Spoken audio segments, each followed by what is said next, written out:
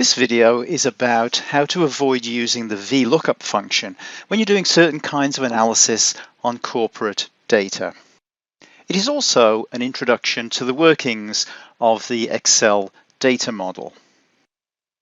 So what are these situations where you might use VLOOKUP? When you extract data from a corporate system, such as a sales or ERP system, you often end up getting codes rather than names of the fields. So you get, as shown here, perhaps a country code and a product group code, not the name of the country or the product group. If you were to create a pivot table from that data, it might end up looking something like this and would be pretty meaningless. So this is where you might download a country code table and a product group code table that might look something like that. Then this is where you use your VLOOKUPs.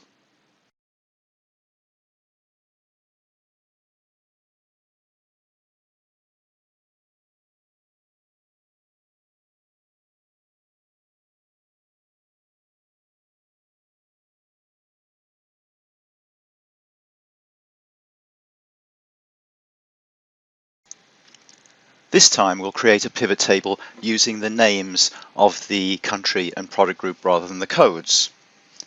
And as you can see, that is much more useful.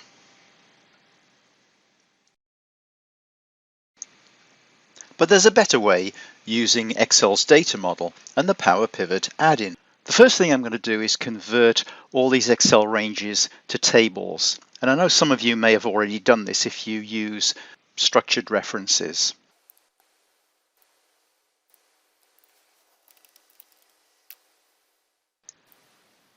While I'm doing that, I want to remind you to thoroughly test and check all the work that you produce using these techniques.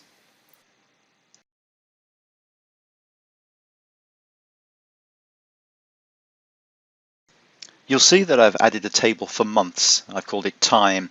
Not strictly necessary here, but it's important if you're pulling data from several data tables. Then I'm going to add these tables to the data model. I do that by clicking on the Power Pivot tab, Add to Data Model.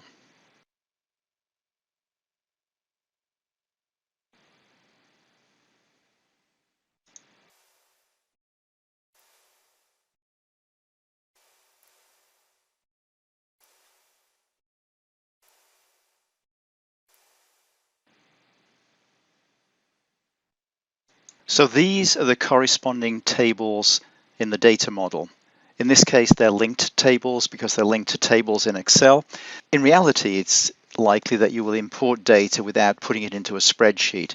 You'll use Power Query, import it directly into the data model, and that way you're not limited to about 1 million rows. You can have tens or even hundreds of million rows of data. So a bit of formatting.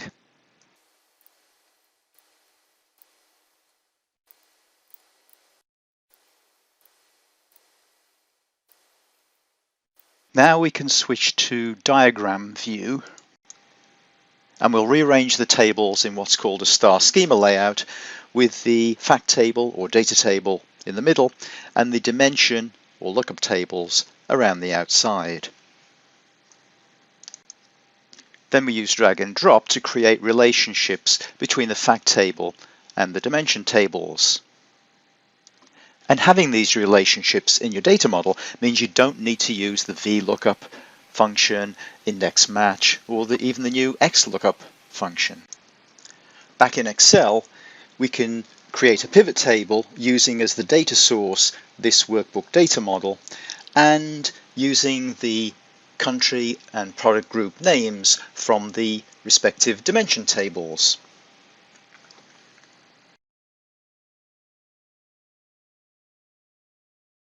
One of the benefits of using Excel's data model is you can take advantage of cube functions. Click on OLAP Tools and convert to formulas. This converts your pivot table into a cube formula report. If you look at one of these cells, you'll see it's a cube value function. And if we trace precedence, you can see how that function is driven by the column header, row label, report filter. With cube functions, they are like regular Excel functions, and unlike a pivot table, you can move parts of the report around wherever you want. For example, I could insert a column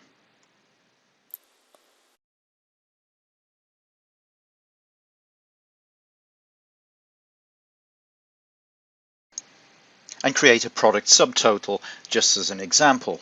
And cube functions are way easier to work with than those awful get pivot data functions. Thank you for watching.